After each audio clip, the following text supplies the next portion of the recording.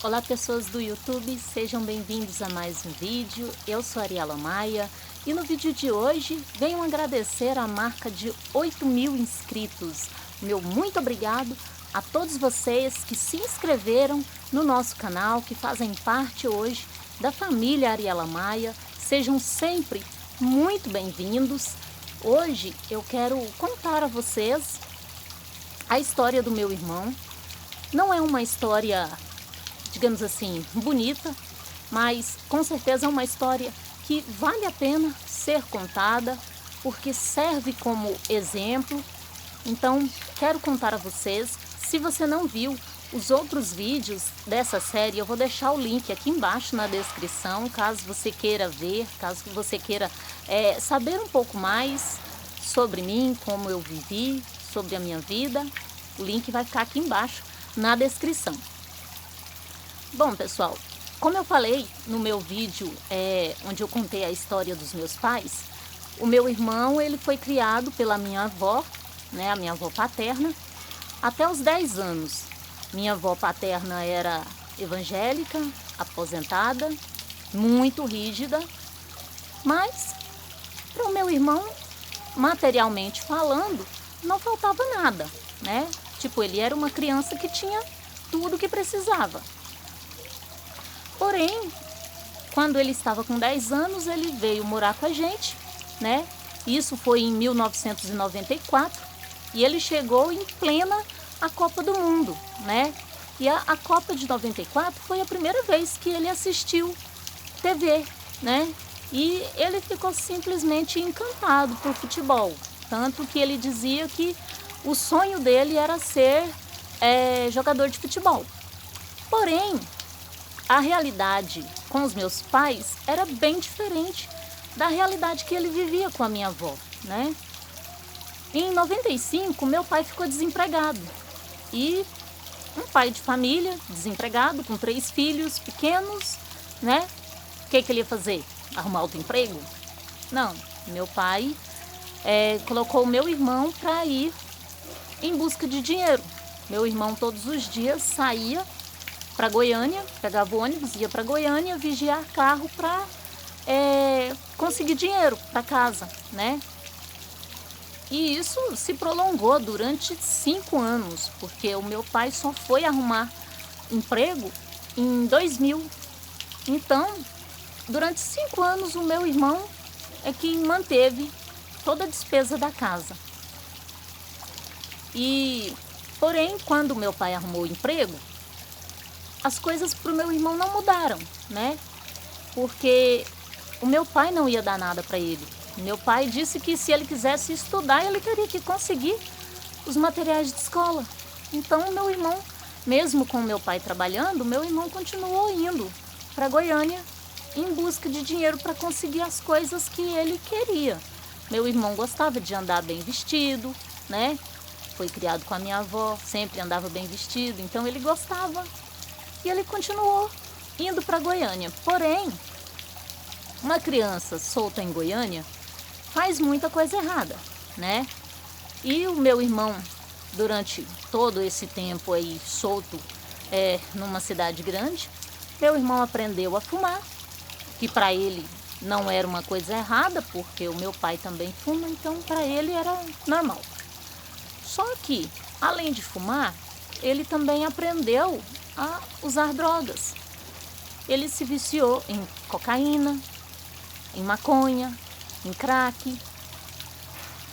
E para um usuário de droga manter o vício, ele faz tudo o que for preciso. Pelo menos o meu irmão fazia. Quando ele não tinha dinheiro, ele fazia o que fosse necessário para poder conseguir manter o vício dele. Então ele começou a praticar pequenos furtos, pequenos roubos e até se envolveu com um homossexual. Por quê?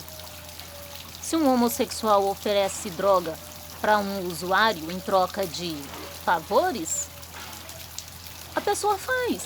E o meu irmão fazia. Como eu disse, ele fazia tudo para manter o vício. Então, ele, talvez sob efeito de drogas, praticava alguns vandalismos, Uma vez ele atacou um guarda na escola e, como ele era menor de idade, a polícia não poderia prender ele, mas a polícia foi na minha casa atrás dos meus pais, porque nós pais somos responsáveis pelos atos dos nossos filhos até que eles completem a maioridade. Está sob nossa responsabilidade, né?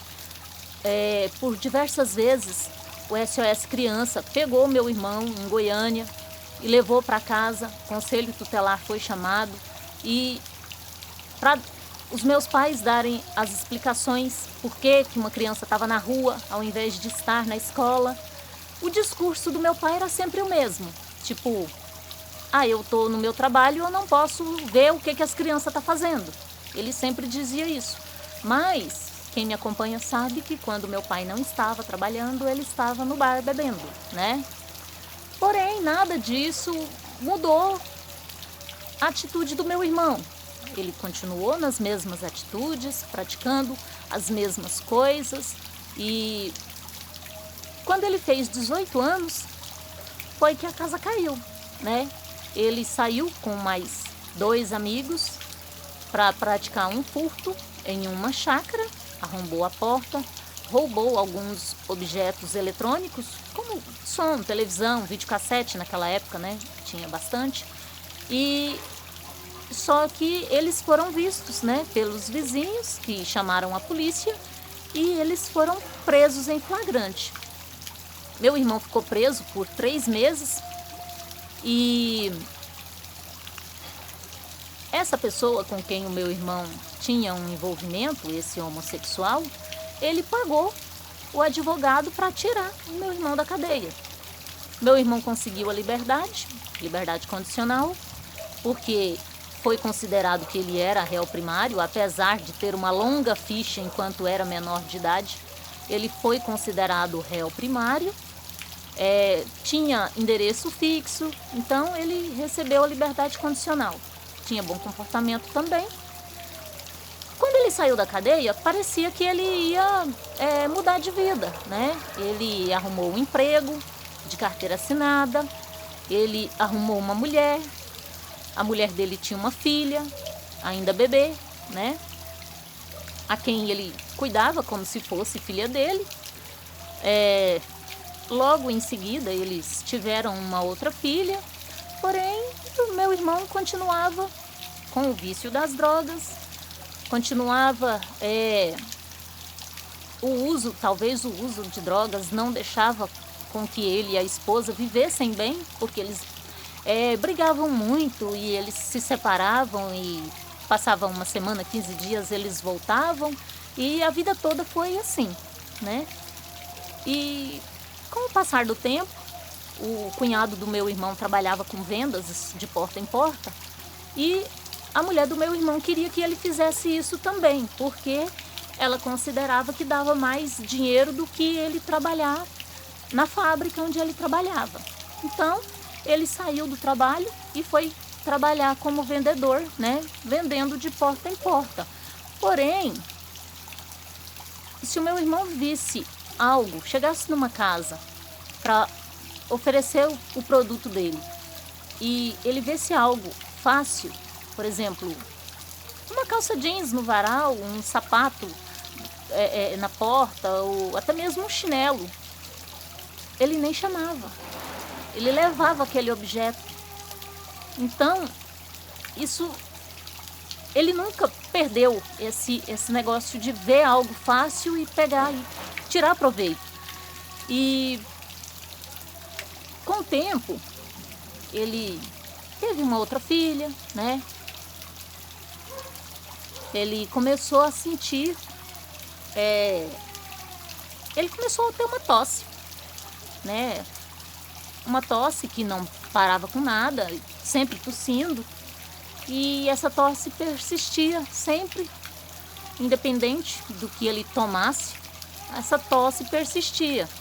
Então, teve suspeita de ser tuberculose, algumas pessoas suspeitaram de ser câncer de pulmão, porque ele fumava, porém nada disso foi, né, tido como certo. Com o tempo ele passou a ter hemorragias, a sangrar pelo nariz, e isso também é uma coisa que acontecia muito frequente, né? E depois passaram a surgir manchas na pele, manchas que se tornavam feridas, né? E veio uma suspeita de ser hanseníase. Porém, meu irmão já tinha 3 filhas, mais um casal de gêmeos. Todos esses sintomas, ele começou a fazer exames para saber qual que era o problema. Depois de muito tempo, que foi descoberto que o meu irmão tinha AIDS. Para quem não é muito entendido do assunto, eu passei a me informar, né, na época.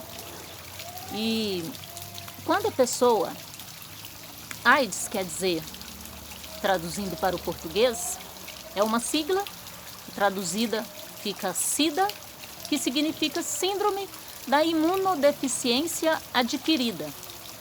Tem pessoas que nascem com síndrome da imunodeficiência, né? Que nada mais é que a falta de defesas, né? O sistema imunológico da pessoa, né?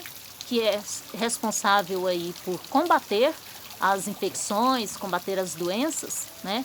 O sistema imunológico da pessoa não funciona, então ela precisa de cuidados rigorosos, né? Para ela não ficar doente, né? Porque ela não tem defesas no organismo. A síndrome da imunodeficiência adquirida, você não nasce com ela, você adquire. E como é que adquire? Através do vírus HIV. Uma vez adquirido o vírus HIV, todo mundo sabe como se adquire, através de contato sanguíneo direto. Uma vez adquirido o vírus do HIV, a pessoa, o primeiro sintoma, o vírus se instala no sistema imunológico. O primeiro sintoma é a pessoa pegar uma gripe forte, porém, essa gripe ela não melhora, né? A pessoa se acostuma, né? Tanto que o meu irmão tinha uma tosse que não parava, que não melhorava, né?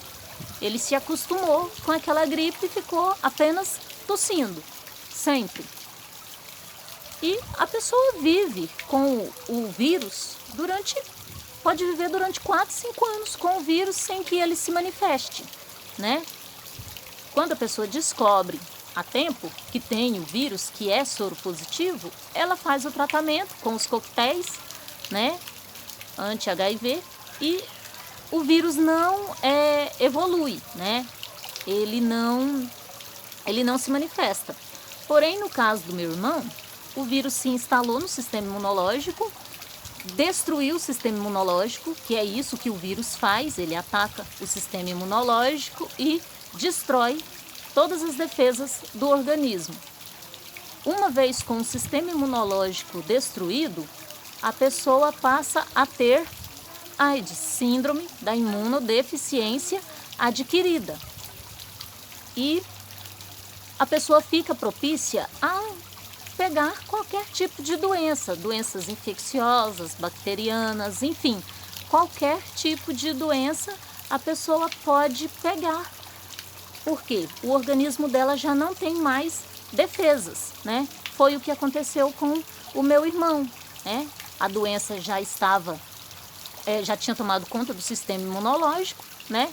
Os tratamentos já não surtiam mais efeito, porque o tratamento é para HIV, já não é mais para AIDS. O sistema imunológico, uma vez destruído, nós sabemos que não tem cura, né? Não dá para reverter a situação. Então, o meu irmão os órgãos começaram a se deteriorar, né? Os pulmões, né? Aquela tosse sempre. Os pulmões, os outros órgãos também foram ficando danificados. Quando a doença começa a atacar a pele, que são as manchas que vão surgindo e se tornam feridas, ela já está num estágio extremamente avançado, porque a doença já está passando de dentro para fora. E o meu irmão só descobriu quando eu estava nesse estágio. Ele foi internado por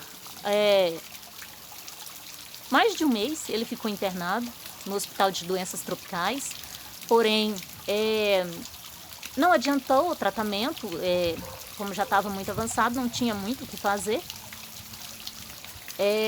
Ele não sentia muitos os sintomas, né, ali da doença devido ao uso de drogas, né, porque qualquer dor que o corpo sente, a gente toma um remédio, a gente procura um médico e a gente busca saber, se informar do que é o problema. No caso do meu irmão, como ele estava sempre drogado, ele não sentia.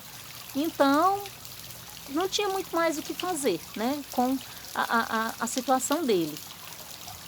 E uma vez, ele estava em casa com as crianças, porque ele já não podia mais trabalhar. A mulher dele é quem estava trabalhando e ele era um bom pai. Ele cuidava bem das crianças, 5 crianças, mas ele cuidava bem. Um bom pai a ponto de trocar fralda, dar mamadeira, dar banho, né? Enquanto ele estava trabalhando, fazia tudo para não deixar faltar nada para as meninas, né? Para as crianças. Mas um dia ele vendeu o botijão de gás, né? Largou as crianças sozinhas em casa e foi embora. Foi para casa de uma tia nossa. Chegando lá na casa da minha tia, ela levou ele para o hospital de doenças tropicais, deixou ele internado lá. Lá ele ficou por alguns dias, porém ele fugiu e voltou para a casa dos meus pais. Ele fugiu do hospital e foi para a casa dos meus pais. Isso em 2010. Nessa época eu trabalhava numa fábrica de calçados. Eu saí para almoçar e fui para a porta da fábrica, que o Silvano trabalha, para esperar ele para a gente poder almoçar. Chegando lá, o meu irmão estava na porta. Ele me chamou, eu olhei e vi que era ele, fui lá cumprimentar ele, né? A gente sempre se cumprimentava com um aperto de mão. Porém, o meu irmão, naquele dia, o meu irmão me abraçou. Eu achei estranho, eu achei, assim, uma atitude estranha, porque a gente nunca foi uma família unida, a gente nunca foi muito ligado, a gente nunca teve essa união familiar intensa. Não, a gente se cumprimentava com um aperto de mão e era só. E naquele dia ele me abraçou. Quando o Silvano saiu, ele abraçou o Silvano também. Eu achei aquilo estranho. Ele nos disse que havia fugido do hospital e que estava na casa dos meus pais, que mais tarde ia na minha casa para a gente assistir filme. Ele adorava assistir filme. Então, naquele dia, ele foi na minha casa, porém a gente não assistiu filme. Ele ficou lá por alguns minutos e foi embora. A gente, no final de semana, a gente, como era de costume a gente fazer até hoje, todo mês a gente faz um churrasquinho, a gente faz bolo. Naquele dia, naquele fim de semana, era um domingo, eu fiz pudim, eu fiz bolo, nós estávamos preparando um churrasco e o meu irmão chegou, né? Não estava nada combinado, mas ele chegou. A gente comeu nosso churrasquinho, na época até lembro, a gente assou picanha e cupim. Na minha opinião, são as melhores carnes para churrasco. A gente assou. A gente comeu, a gente tomou uma cerveja, comemos bolo, comemos pudim. O meu irmão era apaixonado por pudim. Assistimos 2 filmes, foi Avatar e O Motoqueiro Fantasma. A gente se despediu, meu irmão foi embora. Quando ele saiu no portão, chegou um vendedor de plano funerário. Também achei aquilo estranho, um vendedor em pleno domingo, né? Não é muito normal por aqui. Eu achei estranho, mas tudo bem. A semana passou, a gente trabalhou normalmente. Eu não fui na casa dos meus pais, meu irmão não foi na minha casa durante a semana. na sexta-feira o Silvano não ia trabalhar. Ele trabalhou na quinta e foi somente a sessão do Silvano foi dispensada do serviço na sexta-feira, porque não tinha serviço suficiente para a sessão dele. Então, a sessão que ele trabalhava foi dispensada naquele dia, na sexta-feira. Então, como ele não ia trabalhar na sexta, a gente assistiu um filme na quinta-feira à noite, foi dormir. Quando foi 3 horas da manhã, o meu pai chamou no portão. Eu vi que ele não estava bêbado, porque quando meu pai bebe a gente conhece pela voz que ele está bêbado. Vi que ele não estava bêbado e eu falei para o Silvano, vai acontecer alguma coisa. Eu já sabia que tinha acontecido. A gente foi lá no portão e o meu pai disse que haviam matado meu irmão. Isso eu achei estranho, porque a morte do meu irmão eu já esperava. Quando a gente ficou sabendo que ele estava doente, eu sabia que ele não ia durar muito. Porém, a surpresa foi saber que ele havia sido assassinado. Isso me deixou chocada, porque realmente eu não esperava. O que aconteceu? Na quinta-feira ele passou mal, estava sentado no meio-fio, passou mal, caiu. A vizinha viu, pegou ele, colocou no carro, levou para o hospital. Lá no hospital receitaram alguns remédios para ele e liberaram. A vizinha pagou, levou ele no salão, pagou o cabeleireiro para ele cortar o cabelo. E ele disse ao cabeleireiro que estava vivendo os últimos dias da vida dele. Isso o cabeleireiro disse no velório. Naquele mesmo dia, na quinta-feira à noite, ele pegou a receita de remédio e foi na casa de várias pessoas conhecidas, né? Pessoas conhecidas nossas, pedir dinheiro para comprar aqueles remédios, né? Algumas pessoas deram dinheiro a ele, essas pessoas disseram no velório, né? Deram remédio a ele, deram dinheiro, né, para ele comprar os remédios. Porém, o meu irmão entrou numa casa e roubou um botijão de gás. Porém, ele foi surpreendido com os donos da casa, que chegaram e o mataram a golpes daquele botijão de gás que o meu irmão estava roubando. Isso deu o que falar aqui na época. A reportagem foi chamada, nós não vimos, nós não assistimos a reportagem na televisão, porque no horário que a reportagem passou foi justamente a hora que o corpo chegou. Então a gente não assistiu a reportagem, mas isso deu muito o que falar. E a gente ficou sabendo que aquela casa não era uma casa de família, ele não foi morto por um pai de família tentando defender a família. Aquela casa era uma boca de fumo.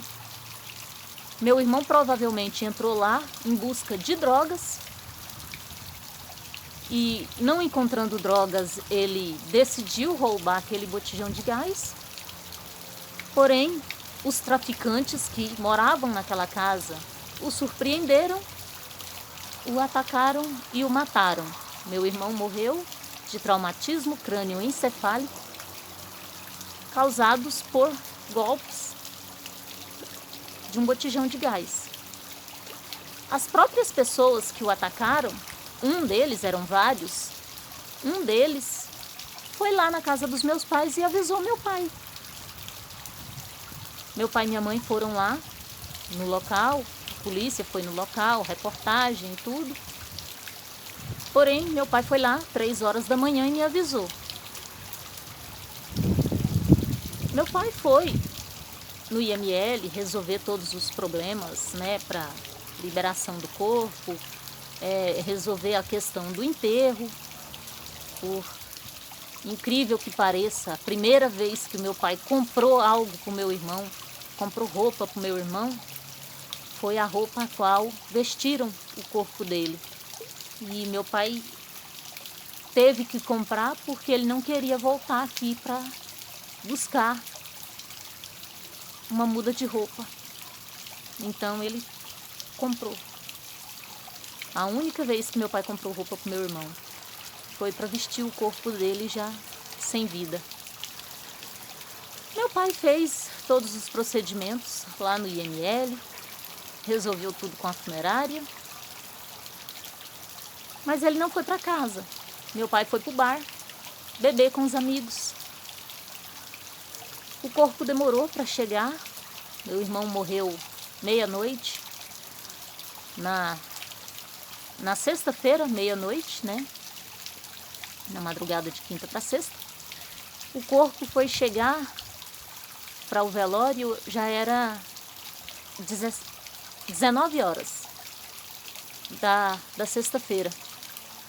E justo na hora que a reportagem ia passar na televisão, né?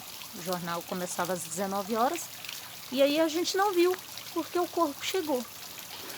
Depois que o corpo chegou, passou algumas horas, né? Aí o meu pai chegou com os amigos, todos bêbados, com garrafas de pinga. A minha mãe foi preparar sanduíche, pão com carne moída, para servir as pessoas. Aquilo parecia uma festa. Um monte de gente, meu pai bêbado com os amigos e a minha mãe preparando sanduíche para os convidados. Por isso, às vezes, eu não vejo essa imagem de pai superprotetor, de pai herói, de mãe superprotetora que dá a vida pelos filhos. Eu não vejo essa imagem, porque eu nunca vi isso nos meus pais. É uma coisa que eu nunca vi nos meus pais. E as pessoas falar que mãe é assim, que pai é assim, apesar de eu fazer o máximo para ser uma mãe, uma boa mãe para os meus filhos, o Silvano fazer o máximo para ser um bom pai para os nossos filhos, eu não vejo essa imagem de pais superprotetores, de pais que as pessoas falam, porque eu nunca vi isso nos meus pais. Minha mãe foi a primeira pessoa, a primeira mãe que eu já vi preparar sanduíche no velório do filho. Isso para mim é muito estranho. O meu irmão morreu com os olhos abertos. A gente velou o corpo durante a noite inteira. A mulher dele não apareceu no velório, ela só foi aparecer no outro dia de manhã e não levou as crianças. Mas aí disseram para ela buscar as crianças, porque as crianças tinham o direito de ver o pai pela última vez. Ela foi buscar e chegou, mas aí quando ela chegou já era no enterro. A gente já estava no cemitério e a gente esperou que ela chegasse com as crianças. Quando ela chegou com as crianças, até quem não tinha chorado, quem não tinha derramado nenhuma lágrima durante o velório, começou a chorar, porque quando ela chegou com as crianças, depois que as crianças já estavam ali, o meu irmão fechou os olhos. E isso foi uma coisa que emocionou todo mundo, porque ele morreu com os olhos abertos porque ele queria ver os filhos pela última vez. Muitas pessoas tentaram fechar os olhos dele durante o velório, mas os olhos dele permaneceram abertos e só se fecharam depois que ele viu os filhos. Isso foi uma coisa que emocionou todo mundo ali. Foi bem, assim, foi muito emocionante, sabe? Meu irmão foi enterrado. Depois disso aconteceram algumas coisas ruins, né? Porque um ano depois do enterro, a mulher dele já tinha outra filha, já havia tido outra filha. Aí já eram 6 crianças. Essas crianças, o juiz da Infância e Juventude tomou essas crianças da mãe, elas foram levadas para um abrigo. Por lá elas ficaram durante muitos anos. Algumas foram adotadas, outras a mãe conseguiu pegar de volta, né? As 2 mais velhas. porém os outros foram todos adotados. E isso só aconteceu com as crianças porque o meu irmão morreu. Agora, o que aconteceu com o meu irmão não foi culpa dos meus pais, apesar dos meus pais não terem sido bons pais. A vida é feita de escolhas e o meu irmão escolheu o caminho errado. E o caminho que ele escolheu o levou ao destino que ele teve. O meu irmão morreu em 2010, aos 26 anos de idade. Deixou 5 filhos, né? O destino dessas crianças foi mudado completamente com a morte do meu irmão, mas tudo isso foi a escolha dele. Ele escolheu o caminho errado. Tudo bem que ele não teve oportunidades, mas a gente pode fazer as nossas oportunidades. A gente colhe aquilo que a gente planta, e o meu irmão plantou coisas ruins e acabou colhendo coisas ruins. Então, eu sempre falo para os meus filhos: escolha sempre o melhor caminho. Às vezes o melhor caminho não é o caminho mais fácil. Entre sempre pela porta estreita, porque larga e espaçosa é a porta que te conduz à perdição. O caminho certo nem sempre é o caminho mais fácil. Às vezes é fácil ver alguma coisa ali de bobeira e roubar. Mas isso vai trazer consequência. Talvez hoje não, mas amanhã com certeza. Então, sempre escolha o melhor caminho e saiba sempre que o melhor caminho, às vezes é o caminho mais difícil, mas é o melhor que podemos escolher, porque escolhas erradas nos levarão a um destino ruim. Então eu queria contar essa história para vocês porque acho que serve como reflexão. Espero que tenham gostado. Muito obrigada por me acompanhar até aqui. Não esquece de deixar aí o seu like, também se inscrever no canal se você ainda não é inscrito, ativar o sininho para receber as notificações de novos vídeos. Muito obrigada pela sua companhia e até o próximo vídeo.